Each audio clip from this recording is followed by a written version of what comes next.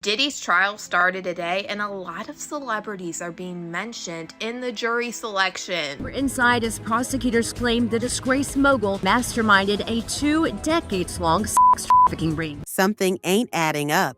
You mean to tell me Justin Bieber spent years silently crying out for help through cryptic Instagram posts, disturbing music videos, and eerie moments caught on camera, and we just ignored it? We laughed off the strange interviews. We dismissed the pizza video. We shrugged at his public breakdowns. And now, as Diddy's entire empire starts to crack under the weight of federal investigations and horrifying accusations, suddenly it's all starting to make sense. Because maybe Justin wasn't just acting weird. Maybe he was trying to warn us. 1. The creepy beginning. These celebrities with no real context as to why. And you really hit the nail on the head a minute ago when you said jury selection's kind of boring, but not in the Diddy case. Diddy meets 15-year-old Justin. Let's rewind to 2009. Justin Bieber was 15 years old. He had just broken through with One Time, still rocking that swoopy Canadian haircut and teenage innocence. That's when he met Diddy. The moment was captured on camera in a now deeply unsettling video titled Justin Bieber's 48 Hours with Diddy. What was supposed to be a lighthearted behind-the-scenes look now plays like a horror trailer. In it, Diddy looks dead into the lens and says something that feels downright chilling today. Where we hanging out and what we doing? We can't really disclose, but it's definitely a 15-year-old's dream. Excuse me? This wasn't just a casual hangout. Diddy promised Justin 2 full days of going buck-full crazy. Freak off essentially was something that Cassie said she learned about through Sean Combs about a year into their relationship. He described it as wanting to watch her have sex with someone else. And she said that she did it because she was 22, 21, she was young, she didn't know any better, and that she wanted to please Sean Combs. He offered him a car for his 16th birthday. He paraded the teenager around like a trophy. But looking back through the lens of today's allegations, freak parties, secret recordings, blackmail, it doesn't feel harmless anymore. Fast forward to 2011. In another resurfaced clip, Diddy calls himself Justin's big brother. But what he says next raises even more eyebrows. He brags that Justin knows better than to be talking about what he does with Puff on national television. He says it with a smirk, like it's an inside joke. But who jokes about secrecy like that when you're dealing with a minor? Let's be clear, we're talking about a grown man in his mid-40s at the time, hinting that a teenage pop star was keeping quiet about their time together. Whether he meant it as a joke or not, it's disturbing. And the fact that, yes, you can still be in a relationship that you think, oh yeah, and then realize, oh no, this is really going south very quickly, and now I'm scared for my life, and I'm just doing this to appease him so I don't die. And yet, nobody questioned it back then. The silent break, Bieber vanishes from Diddy's orbit. Then suddenly, radio silence. The flashy photos stopped. The late-night outings disappeared. The big brother-little brother dynamic, gone. Justin Bieber didn't just drift away from Diddy. He disappeared from the entire Hollywood party circuit. No more wild weekends. No more flexing with celebs. Just silence. And in its place, religion, reflection. A man clearly battling inner demons. He started posting cryptic messages on Instagram. One in particular stands out. How can I really believe Jesus is with me? Every time I thought he wouldn't show up for me, he has. Healing, restoring all that the enemy tried to destroy and steal. Who's the enemy? He never says. There may be points today, Andy, where I may interrupt you a little bit and talk about this a little bit.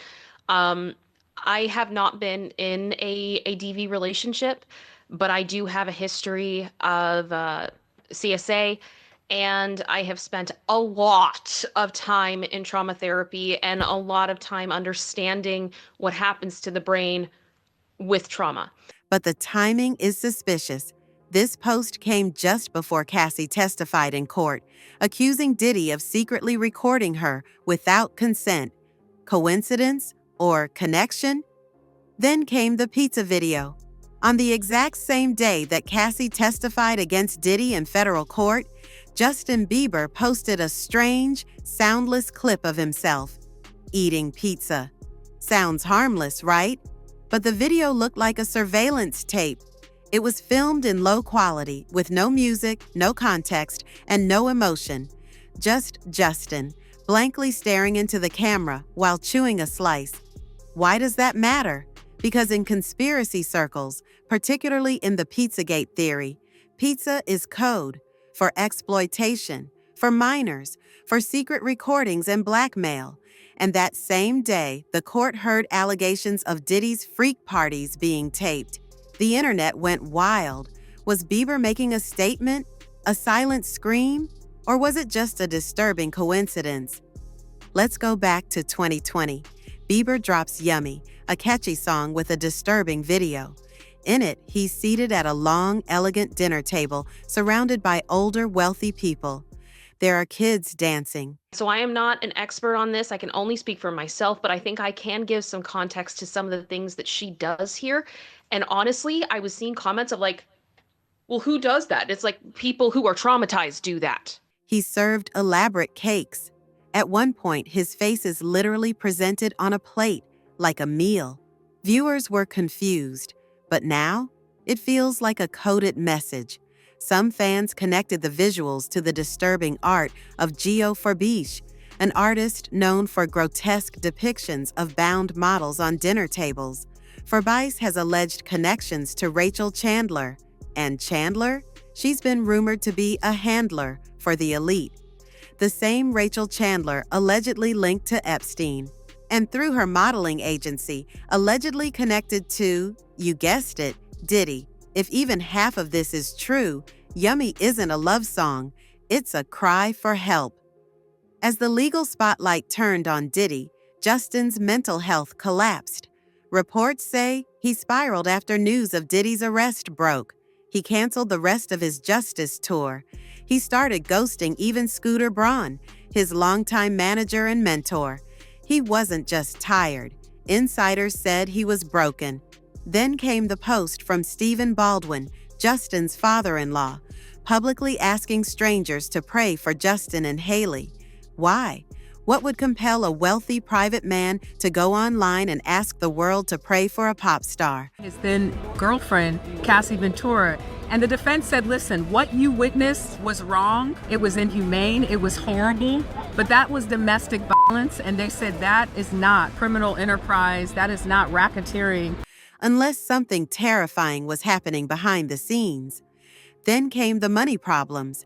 Justin Bieber, a global icon who made close to $1 billion, suddenly sold his entire music catalog. TMZ reported he was $24 million in debt to AEG. After canceling his tour, he only paid back part of it. He's still allegedly on the hook for nearly $9 million. And just like that, he vanished from the spotlight.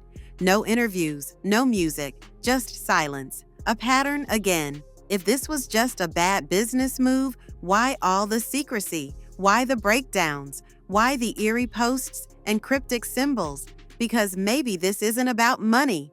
Maybe it's about what he saw. Now, whispers are starting to surface. Multiple sources claim Justin's name has come up in closed-door federal sessions. Some insiders are even calling him a silent witness, a victim who won't or can't speak publicly, but who may soon be forced to.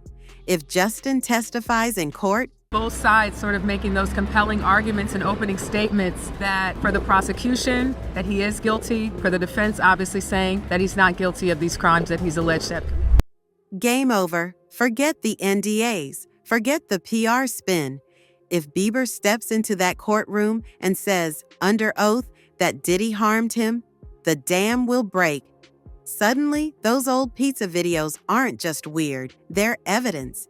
The cryptic lyrics, the disturbing visuals, the eerie silence, they become testimony of trauma, of survival, and of the elite's darkest secrets. Was Bieber trying to warn us all along? For years, we watched Justin Bieber unravel. We blamed fame, we blamed drugs, we blamed burnout. But maybe, just maybe, we were wrong. Maybe the real reason he fell apart was darker than we ever imagined. Maybe Justin Bieber wasn't just struggling, he was screaming. Through art, through faith, through silence. And now the world is finally listening. So if you made it this far, drop a comment. Justin tried to warn us. Because when the truth finally explodes in court, the ones who believed him first won't be surprised.